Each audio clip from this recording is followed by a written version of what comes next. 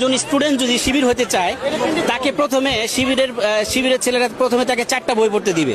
4টা বই পড়ার পরে তাকে শিবিরের কর্মী হিসেবে গণ্য করা হবে। সেই কর্মী 3 মাসের মধ্যে 4টা বই পড়ে শেষ করতে হবে এবং 5 ওয়াক্ত নামাজ তাকে পড়তে হবে। এরপরে এই শর্ত ফিল আপ করার পরে সে কর্মী হবে। কর্মী হওয়ার পরে শিবিরের দ্বিতীয় ধাপ হচ্ছে সাথী। এই সাথী হতে হলে তাকে 29টি বই পড়তে হবে, প্লাস কোরআন হাদিসের কিছু কিছু আয়াত আছে, এগুলা তারা ফিক্সড করে দিবে।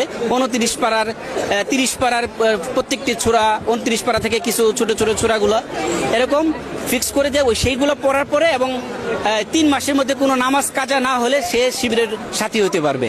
এরপর হচ্ছে শিবিরের সর্বশেষ ধাপ হচ্ছে শিবিরের সদস্য। শিবিরের সদস্য হতে হলে তাকে 79টা বই পড়তে হবে।